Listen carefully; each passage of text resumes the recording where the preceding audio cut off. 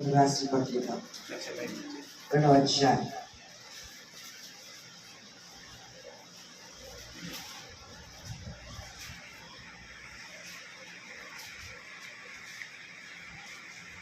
నేను ఎప్పుడు బలహీనుడను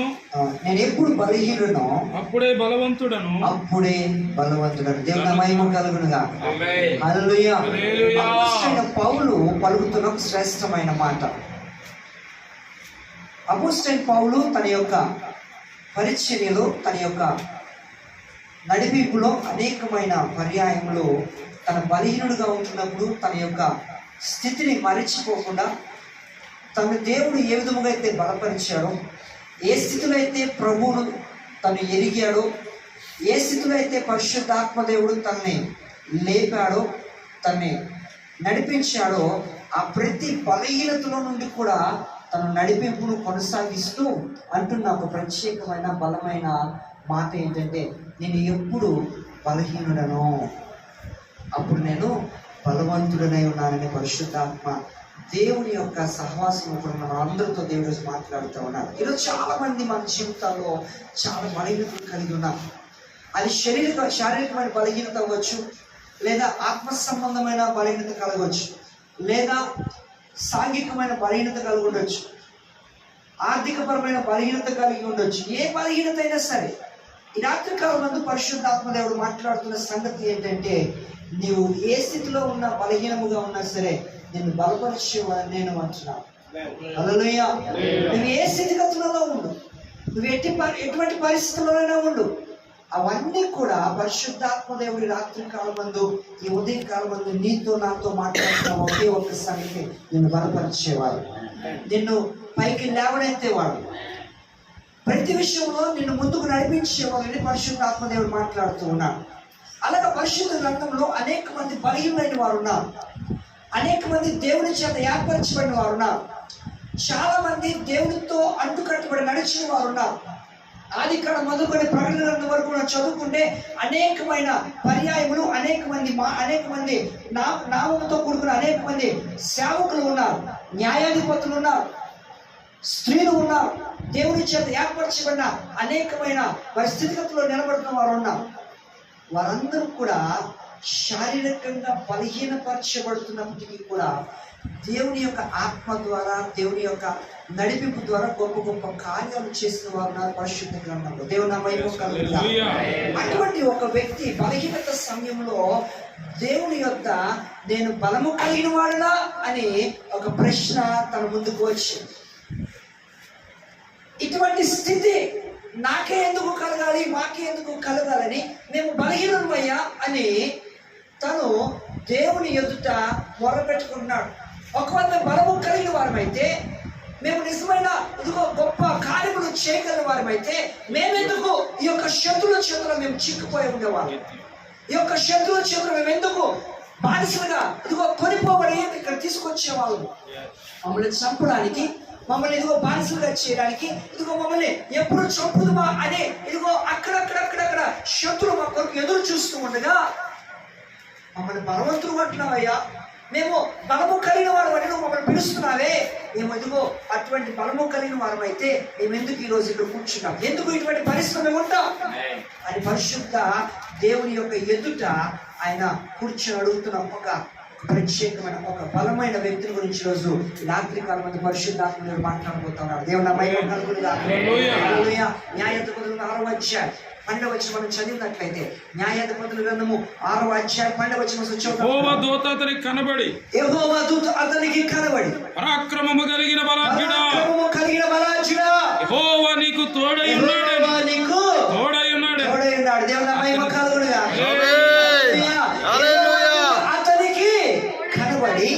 పరాక్రమము కలిగిన బలాఢ్యుడా. ఎంత చక్కనైన మాట. పరాక్రమము కలిగిన బలాఢ్యుడా. బలము లేని వాడిగా ఉన్న ఆ యొక్క స్థితిలో దేవదూత వచ్చింది. నువ్వు ఎంతో బలహీనంగా ఉన్నావు అనుకున్నావేమో, లేదు, నువ్వు పరాక్రమము కలిగిన బలాఢ్యుడు. ఈరోజు మనం ఏ స్థితిలో ఉన్నా సరే మన వెనుక ఒక పరిశుద్ధాత్మ శక్తి మనం నడిపిస్తూ వచ్చింది. పరిశుద్ధాత్మ నడిపింపులో ఈరోజు మనం బలహీనులుగా ఉన్నప్పటికీ కూడా, శారీరకంగా బలహీనములుగా ఉన్నప్పుడు కూడా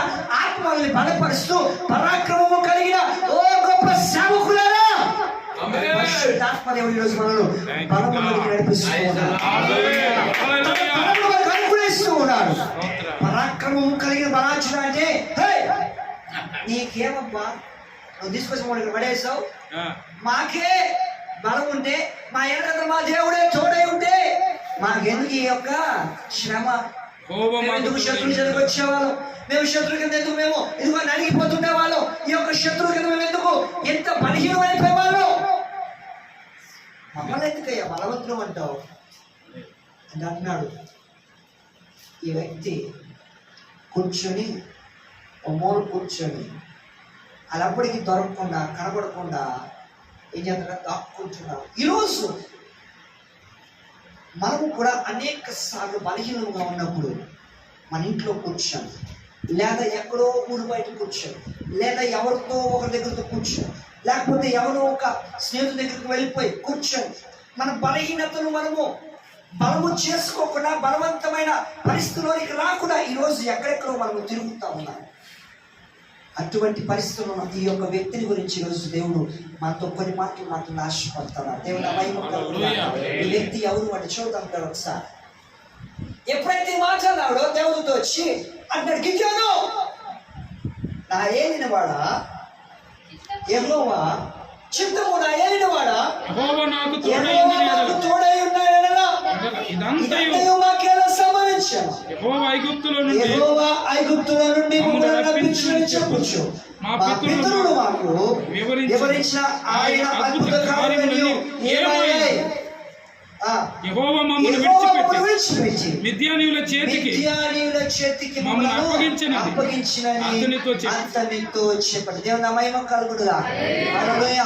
గిద్యోను అంటున్నాడు, అయ్యా నా చిత్తము నా ఏలినవాడా, ఒకవేళ మేలే పరాక్రమము కలిగిన వారం అయితే మాకెందుకు ఇటువంటి పరిస్థితి సంభవించి? ఏంటి ఆ సంభవించిన పరిస్థితి అంటే, ఇశ్రాయేలు ప్రజల దేవుని యొక్క నడిపింపులో దేవుని యొక్క ఆ యొక్క మార్గంలో నడుస్తూ ఉన్న దినాల్లో ఉండగా ఇశ్రాయేలు ప్రజలు దేవునికి దూరం అయిపోయి దేవునికి పాపం వచ్చేయటం వల్ల దేవుడు వారిని ప్రతిసారి కూడా శత్రు చేతికి అప్పగించారు. ఎవరో ఒక న్యాయాధిపతిని లేపి, ఎవరో ఒక వ్యక్తిని లేపి, ఇదిగో వారు మరలా మొర పెట్టుకుంటారు, అయ్యా వెళ్ళండి, వెళ్ళి వారిని విడిపించి మరలా నా వైపు తీసుకురండి. మరలా వెనక్కి తీసుకొచ్చి మరలా వారిని స్థిరపరిచారు. ఈ 70 సంవత్సరాలు లేకపోతే ఈ యొక్క మనకి శిక్ష చేస్తే ఒక 2 సంవత్సరాలు లేకపోతే 1 రోజు లేకపోతే 2 రోజులు 14 ఏళ్ళు ఉంటాయి. కానీ దేవుడు శిక్ష చేసిన ఇశ్రాయేలు ప్రజలకు 70 సంవత్సరాలు, 60 సంవత్సరాలు, 40 సంవత్సరాలు, ఇలా సంవత్సరాలే. అంటే ఎందుకు అన్ని సంవత్సరాలు అంటే వారు అంత భయంకరమైన వ్యతిరేకమైన పరిస్థితిలో ఇశ్రాయేలు ప్రజలు నడుచుకున్న బట్టి దేవుడు వారి శత్రు చేతికి అప్పగించాడు. ఇలా ఎప్పుడైతే మిద్యానీయుల చేతికి అప్పగించాడో అలా మిద్యానీయుల చేతిలోనికి అప్పగించబడి కొలుపబడిన యవనస్తులలో 5వ వాడు అయిన ఇతను గిద్యోను 5వ వాడు. దేవుని మహిమ కలుగునుగా. హల్లెలూయా. దేవుని చేత పట్టుబడిన వాడిలో 5వ వాడు గిద్యోను. ఈ గిద్యోనుతో ఈ యొక్క మిద్యానీయుల చేతిలో నుండి ఇశ్రాయేలు ప్రజలను విడిపించడానికి దేవుడు గిద్యోను ఏర్పరచుకున్నాడు. దేవుని మహిమ కలుగునుగా. ఈ రోజు మనకుండే ప్రతి పరిస్థితుల నుంచి, మనలో ఉండే ప్రతి విధమైన స్థితిగతులలో నుండి, మనలో ఉండే ప్రతి బలహీనతల నుంచి ఈరోజు ఎవరో ఒకరు లేపుతూ ఉన్నాడు దేవుడు. ఎవరో ఒకరు మన కథ నడిపిస్తూ ఉన్నాడు. ఇదిగో వాళ్ళు బలహీనంగా ఉన్నారు కనుక మీరు వెళ్ళండి, మీరు వెళ్ళి వారిని బలపరచండి. దేవుని మహిమ కలుగునుగా. ఈ యొక్క BPF ని స్టీవెన్ గారు ఊరకనే ప్రారంభించారు.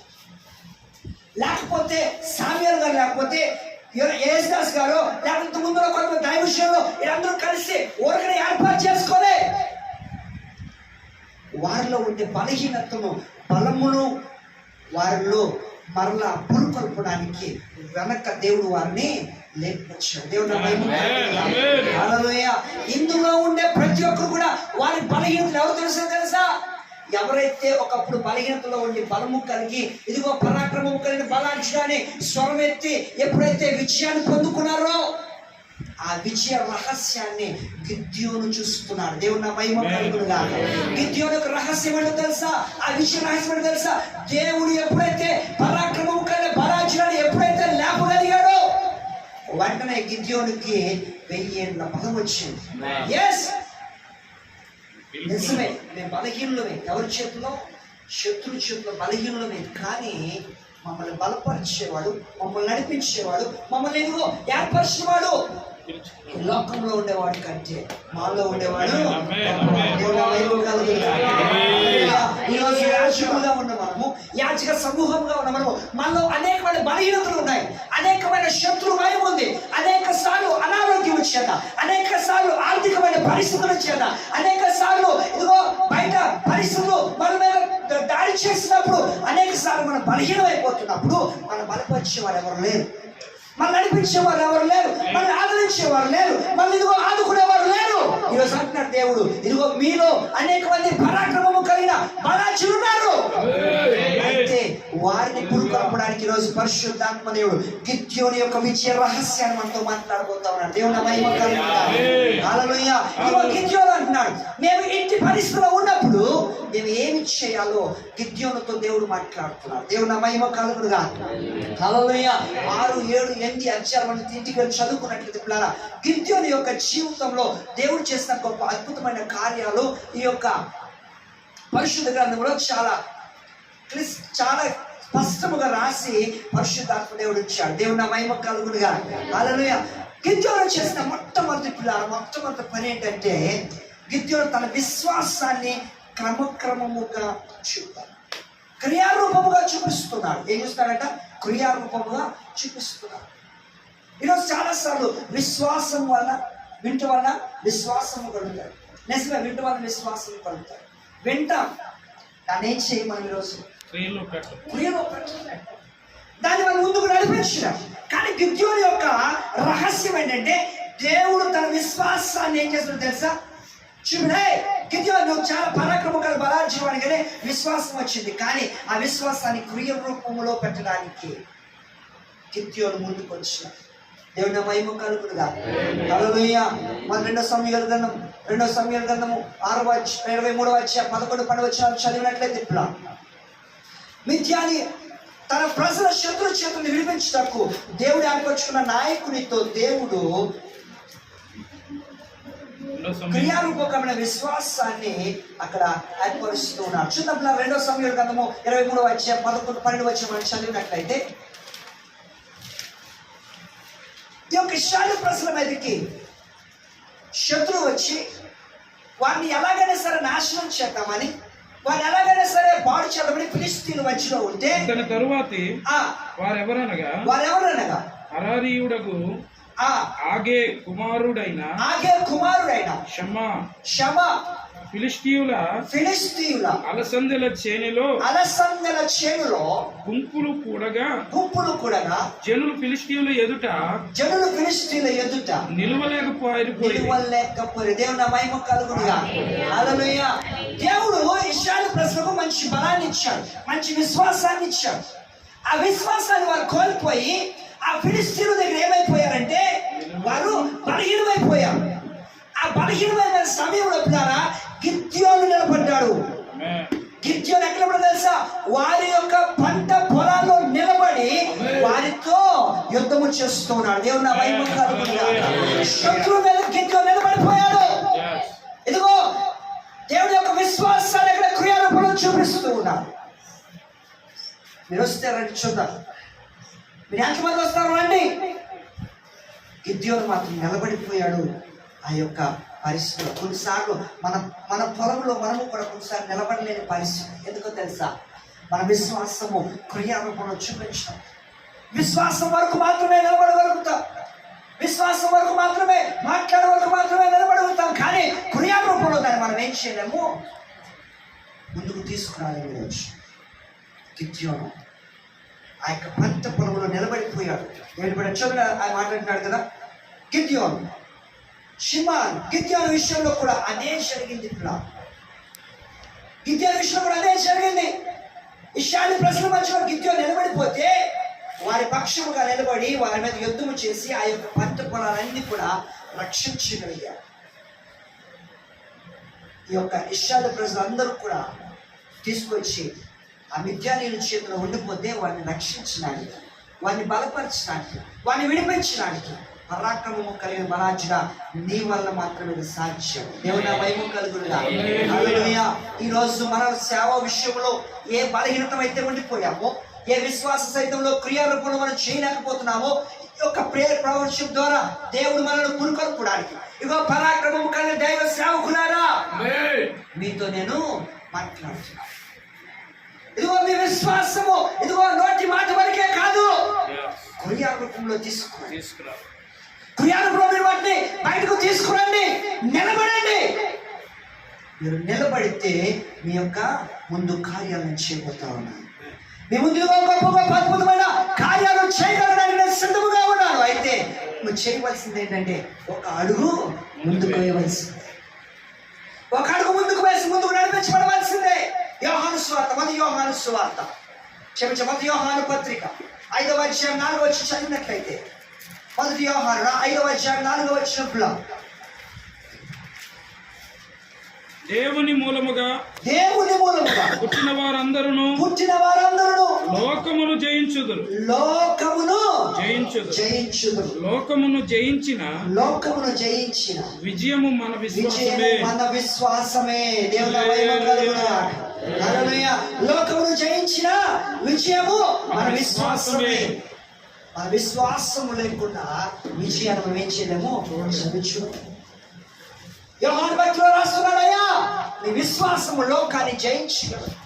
అటువంటి విశ్వాసము ఎక్కడ ఉందంటే ఐక్యత కలిగి ఒకరిని ఒకరు పురుకొల్పుకొని ఒకరి పట్ల ఒకరు ఇదిగో దేవుని యొక్క ఆత్మ సంబంధముగా నిలబడి నేను విశ్వాసములో క్రియాగా మనం నిలబడగలిగితే అద్భుతాలు చూడగలుగుతాం. దేవుని నా మహిమ కలుగునుగా. హల్లెలూయా. తన విశ్వాసాన్ని క్రియ రూపంలో చూపిస్తున్నాం. రెండోదిగా అంటాడు, తన బలహీనతలను గురించి దేవుని యొక్క చెప్తున్నాడు.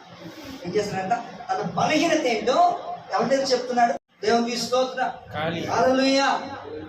ఈ లోకాన్ని జయించడానికి, ఈ లోకాన్ని మనము జయించగలిగే ప్రతి పరిస్థితుల్లో దేవుడు మన విశ్వాసంలో క్రియ రూపంలో చూస్తున్నారు. రెండుగా అన్నాడు. ఏమన్నా తెలుసా? న్యాయాధిపతులు 6వ అధ్యాయం 15వ వచనం మనం చదివితే, 6వ అధ్యాయం 15వ వచనం చదివితే అక్కడ జ్ఞాపకం చేస్తున్నారు. అతడు చిత్తమున ఏలినవాడా 16వ వచనం నేను నీకు తోడై ఉందును గనుక 15 అతడు చిత్తమున ఏలినవాడా దేని సహాయము చేత నేను ఇశ్రాయేలును రక్షింపగలను. నా కుటుంబము మనష్షే గోత్రములో ఎన్నిక లేనిదే. జల మహిమ కలుగునుగా. నేను నోటి మాంద్యము కలిగిన మోషను కదా. ఇక్కడ అంటున్నాడు, నేను మనిషి గోత్రములోనికి చెందిన మనిషి కుటుంబంలో ఇదిగో నేను బలహీనమైన వాడను. ఏం పాస్టర్ గారు అని అంటే, నేను చేస్తాను పాస్టర్ గారు, నేను చాలా మా చిన్న సంఘం అయ్యారు, చిన్న మందా అయ్యారు అన్నారు. ఇలాంటి షెడ్యూల్ వేసుకుని ఏ యొక్క ఫెలోషిప్ నడిపించుకోవాలి. దేవుని మహిమ కలుగునుగా. నేను బలహీనుడనే, నేను బలహీనమైన పరిస్థితిలో ఉన్నవాడినే, కానీ నా వెనక నీ యొక్క బలమైన శక్తి అయ్యా, నీ బలమైన హస్తం మీద ఉంది. బలమును చేకూర్చి మేము ఏదైనా కార్యమును చేయగలం. దేవుని మహిమ కలుగునుగా. హల్లెలూయా. అందుకే మా ఫెలోషిప్ విడిచిపెట్టడానికి ఇష్టపడు. దూరమైన విడిచిపెట్టు. రాకపోయినా 3 నెలలు రాకుండా 4 నెలలు రాకుండా ఊరుకుంటారు, కానీ వచ్చి బతిమాలుకుంటా. అది నాకు ఒక్కతనం కాదు, కానీ పరిశుద్ధాత్మ దేవుడు నాకు అటువంటి మంచి ఫలాంతో దేవుడు నాకు అనుగ్రహించాడు. దేవుడు నా మహిమ కలుగునుగా. హల్లెలూయా. నా బలహీనతలన్నీ కూడా పరిశుద్ధాత్మ దేవుడు అనేకమైన విషయాల్లో బలముగా మార్చాడు. కొన్నిసార్లు బలహీనం అయిపోతూ ఉంటాం. ఆ బలహీనతను ఏం చెప్తానంట, అయ్యా నేను మనిషి కుటుంబంలో చాలా చిన్నవాడిని, అదే ఎన్నికలైన కుటుంబం, ఎన్నికలైన గోత్రంలో ఈ యొక్క మనిషి గోత్రంలో వాడిని నేను ఇశ్రాయేలును ఎలాగైనా రక్షించగలను. మోషే అందుకే అంటున్నాడు, నేను మోటి మాంద్యము గలవాడనయ్యా, నేను ఈ యొక్క ఐగుప్తు నుంచి ఇశ్రాయేలు ప్రజల్ని ఎలా ఆ యొక్క పాలు తెలుపు దేశానికి నేను తీసుకువెళ్ళగలను. నోటి మాంద్యము గలవాడవచ్చు. మన బలహీన ఎవరు చెప్పాలో తెలుసా? ఈ యొక్క పరిశుద్ధ దేవుని సన్నిధిలో ఈరోజు మనం చెప్పుకోగలగాలి. దేవుని మహిమ కలుగునుగా. అందుకే దేవుడు మనందరి యొక్క నాయకులుగా, దైవ సేవకులుగా కూర్చోబెట్టి మన యొక్క బలహీనతను మనమే బయట వారు కాదు, మన బలహీనతలు మనమే. దైవ సేవకులుగా ఉండే మన బలహీనతలు మన సేవకుల కుటుంబాల్లో సేవకులతో కలిసి పంచుకొని మన బలహీనతలు ప్రభు దగ్గర చెప్తా ఉన్నాం. హల్లెలూయా. ఆ బలహీనతల నుంచి పరిశుద్ధాత్మ మనల్ని బలవంతులుగా చేస్తున్నాడు. దేవుని నా మహిమ కలుగునుగా. 2 కొరింథీయులకు రాసిన పత్రిక 1వ అధ్యాయం 9వ వచనం చదివినట్లయితే, 1 కొరింథీయులకు రాసిన పత్రిక 1వ అధ్యాయం 9వ వచనం మాట జ్ఞాపకం చేస్తున్నారు. మన ప్రభు యేసుక్రీస్తును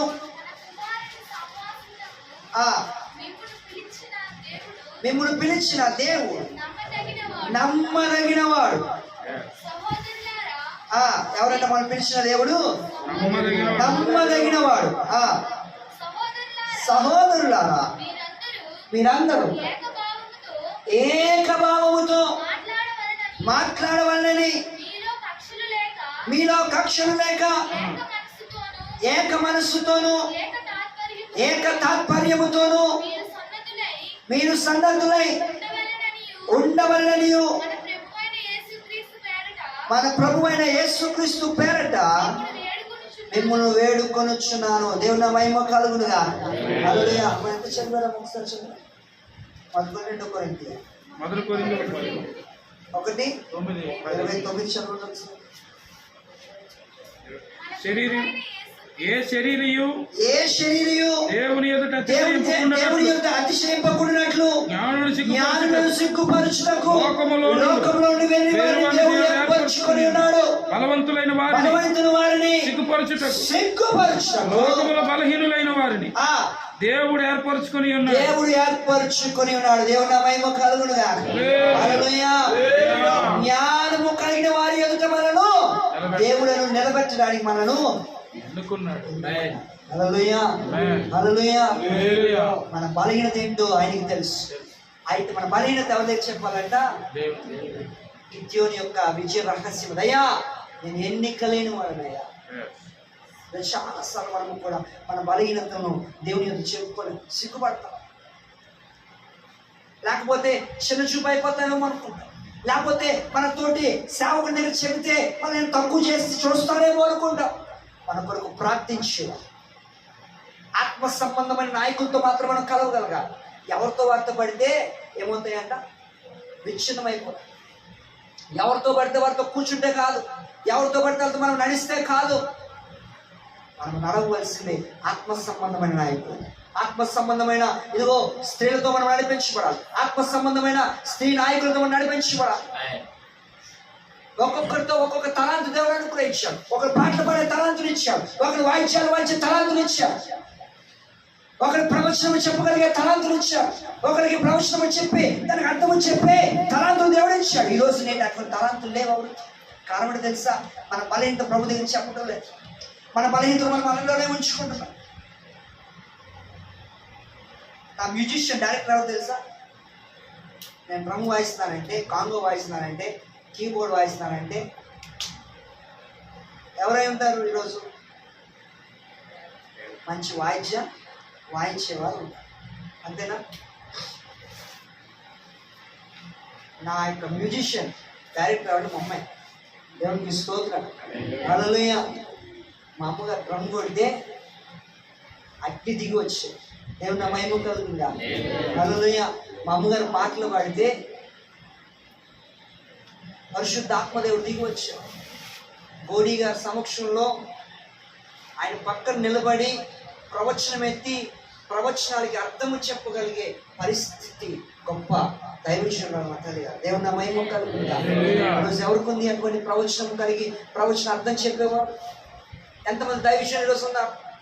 మన బలహీనతలు ఎప్పుడైతే ప్రభు దగ్గర ఒప్పుకుంటామో, ఎప్పుడైతే మన బలహీనత ప్రభు దగ్గర మనం విడిచిపెట్టగలుగుతామో, దేవుడు ఆటోమేటిక్గా మన బలాన్ని ఆయన మరలా మనకు అనుగ్రహిస్తుంది. దేవుని మహిమ కలుగుగా. హల్లెలూయా. దేవుని యొక్క సరి అయిన ప్రాధాన్యత కలిగి ఉన్నాడు నిత్యం. ఇక్కడ సరి అయిన ప్రాధాన్యత 16 వచ్చి చదివితే అక్కడ అంటున్నాడు, నేను నీకు తోడయ్యుందును గనుక ఒకే మనుష్యుని హతము చేసినట్టు మిథ్యానీయులను నీవు హతము చేయదు అని సెలవిచ్చాను. దేవుని మహిమ కలుగునుగా. ఈ యొక్క గిద్యోను యొక్క తండ్రి ఎవరు అంటే యోవాషు ఒక పక్క గిద్యోను దేవుని సందులో బలముగా ఎదుగుతా ఉంటే ఈ తండ్రి బయలు ప్రవక్తుల యొక్క బలిపీఠాలు కట్టేవాడు. ఈ బలిపీఠాలన్నిటి కూడా కడుతున్న యొక్క యోవాషుతో ఎలాగైనా సరే ఈ యొక్క బలిపీఠాలన్నీ కూడా నాశనం చేయాలని ఆ యొక్క 30 చూద్దాం ఒకసారి 24 వర్షం చదివితే అక్కడ గిద్యోను యెహోవా నామమును బట్టి బలిపీఠములు కట్టి దానికి యెహోవా నామ సమాధానకర్త అని పేరు పెట్టారు. నేటి వరకు అది అబీయజీయుల యొఫ్రాలో ఉన్న దేవుని మహిమ కలుగునుగా. ఎప్పుడైతే బలిపీఠాలు కట్టడం ప్రారంభించాడో ఇప్పుడు దేవుడు గిద్యోనుతో మాట్లాడి, గిద్యోను నీ తండ్రి కట్టిన అనేకమైన బలిపీఠాలను నాశనం చేయాలి. ఇలా నాశనం చేసిన తరువాతనే నువ్వు విజయాన్ని పొందుకుని మంచి ప్రాధాన్యత ఇచ్చావు, క్లిష్టమైన పరిస్థితి ఇచ్చాడు. ఎంత ప్రాధాన్యత దేవుడు మనకు అనుగ్రహిస్తాడో అంత క్లిష్టమైన పరిస్థితులు కూడా దేవుడు మనకి అనుగ్రహిస్తాడు. దేవుని మహిమ కలుగుగా. ఊరు పేరు తెలియని ప్రాంతాన్ని పంపిస్తాడు. ఇది మంచి ప్రాధాన్యత. అక్కడికి వెళ్ళగానే వెళ్ళగానే ఎంట పెట్టి రే మా ఊర్లో అడుగు పెట్టి నేను కాలేజీ చేస్తా, మా ఊర్లో పెట్టి సువార్త ప్రకటిస్తే నేను అర్థంగా బాధేస్తావు అన్నాడు. ప్రాధాన్యత ఇచ్చాడు కదా దేవుడు. క్లిష్టమైన పరిస్థితి కూడా ఇచ్చి, అయ్యా మా నాన్న ఏదో చేసుకుని ఉండొచ్చు కదా, నాకెందుకు ఈ తలకాయ నొప్పి అనలే. దేవుడు నా పట్ల ప్రాధాన్యత కలిగి ఉన్నాడు. ఈరోజు సేవకులుగా ఉన్న మనలతో దేవుడు మన బలహీనతలతో ఆయన ఒక ప్రాధాన్యత కలిగి ఉన్నాడు. మన బలహీనతలు దేవుడు తన యొక్క పరిచర్యలో మనకు ఒక ప్రాధాన్యత, క్లిష్టమైన పరిస్థితుల్లో మనల్ని దీవించడానికి, మనల్ని బలపరిచిన విజయంలో నడిపించడానికి దేవుడు మనకు ఒక ప్రాధాన్యత కలిగి మనకు అనుగ్రహించాడు తన యొక్క సేవ. హల్లెలూయా, హల్లెలూయా. ఆ సేవ ప్రాధాన్యత, క్లిష్టమైన పరిస్థితులు, వ్యతిరేకమైన పరిస్థితులు, వ్యతిరేకమైన స్థితిగతులు, ఎక్కడ పడితే అక్కడ వ్యతిరేకమైన పరిస్థితులు మనం ఉండగా దేవుడు మనతో మాట్లాడుతున్నాడు. రోజు ఒక మంచి ప్రాధాన్యత.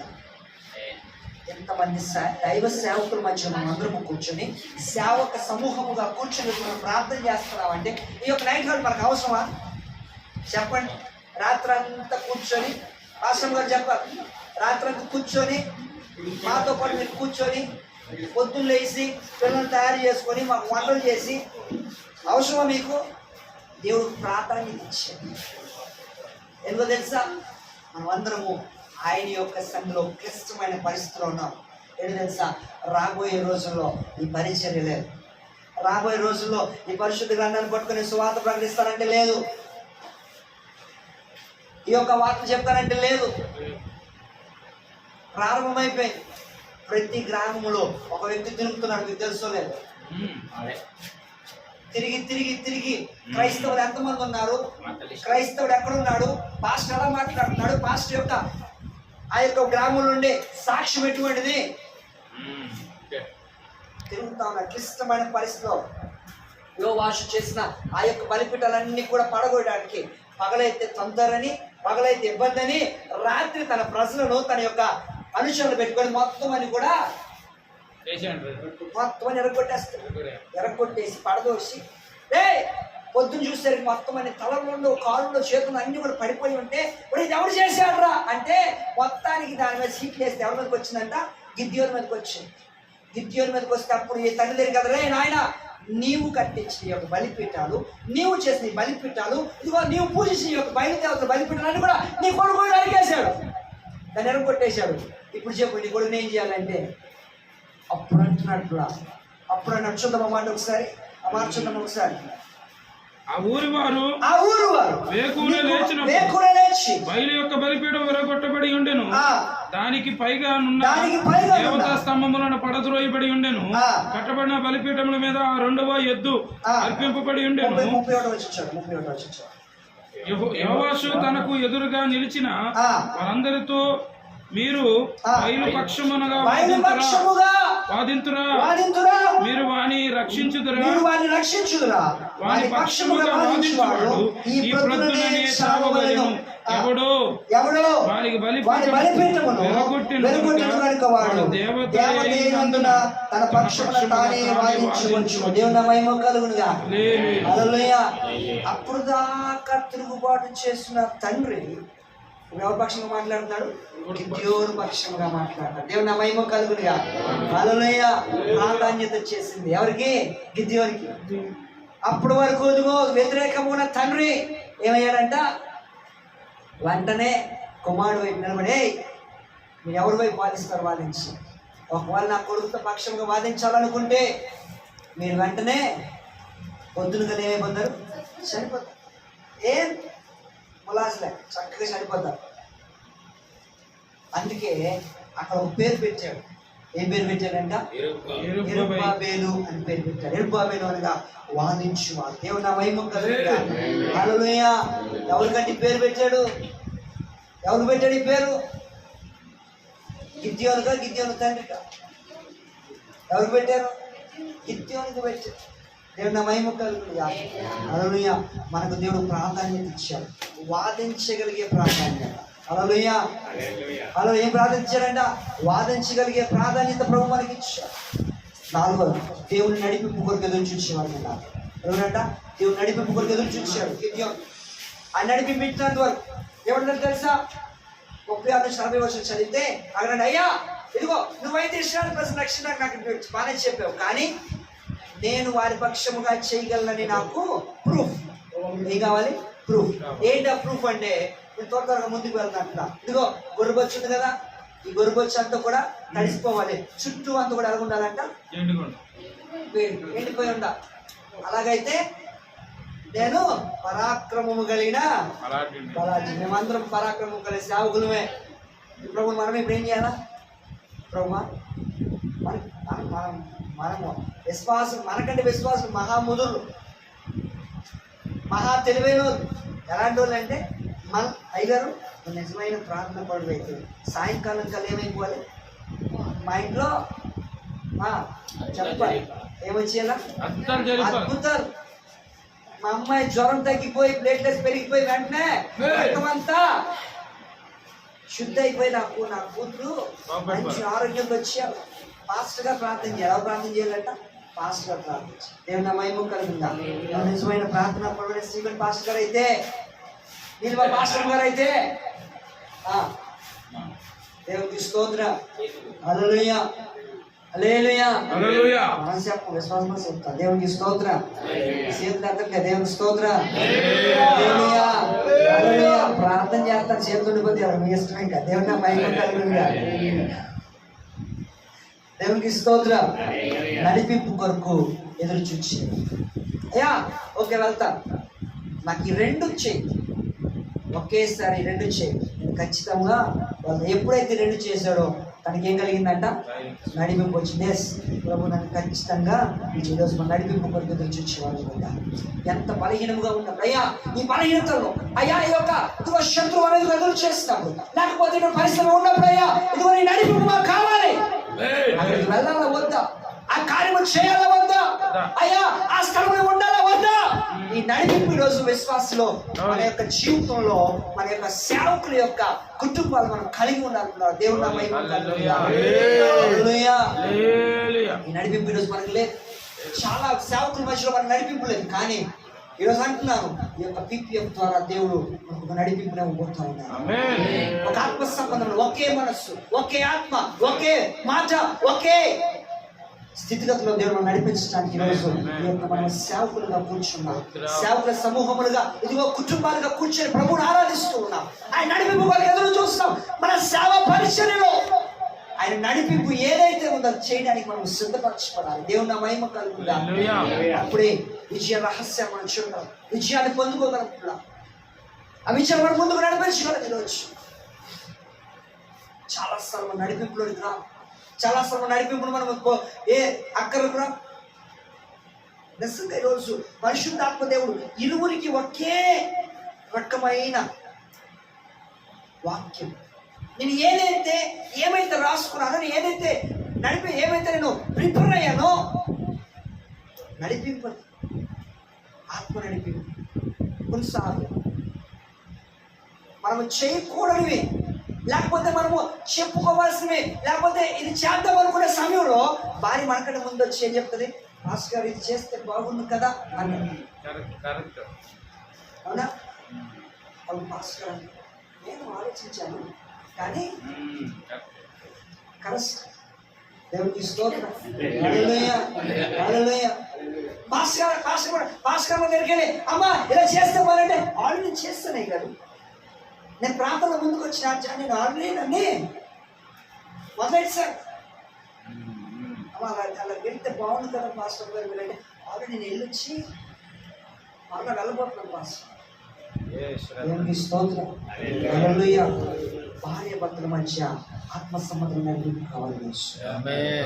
సేవకులు ఆత్మ సంబంధమైన ఎప్పుడైతే నడిపింపు ఉంటారో, నేను ఎక్కువగా పాస్టర్ గారిని ఇంతకుముందు ఒక్కడే ఉన్నప్పుడు నేనే ఆరాధన నడిపించేవాడు, నేనే నడిపింపు చేసేవాడిని. నేను కీబోర్డ్ మీద కూర్చుంటే పాస్టర్ గారు మైక్ ఇచ్చేసి నడిపించుకోను కదా. నేను ఏదైతే నడిపించాలని ఆశపడతానో, ఏ యొక్క ఆత్మచేత అయితే నేను నింపబడి ఉంటానో, నా పక్కనే పాస్టర్ గారు కూడా అదే ఆత్మచేత నడిపించుకుంటున్నాను. మీ యొక్క సేవ విషయంలో దైవజనురాలుగా మీరు మీ పాస్టర్ గారిని నిలబెట్టి మీ పక్కనే కూర్చోబెట్టుకొని, ఎక్కడ కూర్చోబెట్టుకోరు కాదు, పాస్టర్ గారు ఎక్కడ కూర్చోబెట్టుకున్నారు, మీరు కింద కూర్చోబెట్టుకున్నారా? వైజాగ్ పాస్టర్ గారు, మీ అందరికి వందనాలు. దేవుడు నా వైపు కలుగుగా. ఎక్కడ కూర్చోబెట్టుకోవాలి తెలుసా పాస్టర్ గారిని? పాస్టర్ గారు ఎక్కడ కూర్చోబెట్టుకోవాలి? దేవుడు ఇష్టం. మా పాస్టర్ మరి ఎప్పుడు ఆ పక్కనే కూర్చోబెట్టుకుంటారు స్టేజ్ రాదండి. మీరు ఎక్కడైతే కూర్చున్నా మీరు పక్కన కూర్చోబెట్టు. దేవుడికి స్తోత్రం. కాదమ్మ గారు తప్పంటారని. దేవుడికి స్తోత్రం, దేవుడికి స్తోత్రం. ఈరోజు మహిళల మధ్య దేవుడు నడిపించారు. దేవుడికి స్తోత్రం. హల్లెలూయా. పాస్టర్ గారు కూర్చుంటే విశ్వాసులు కరెక్ట్గా కూర్చుంటారు. ఎవరేం చేస్తున్నారో, ఎవరు నిద్రపోతున్నారో, ఎవరు ఏం మాట్లాడుకుంటున్నారో అన్నీ కూడా పాస్టర్ గారు చూస్తారు. మనం చెప్పలేం, ఎవరికి ఆడవారికి మనం చెప్పలేం.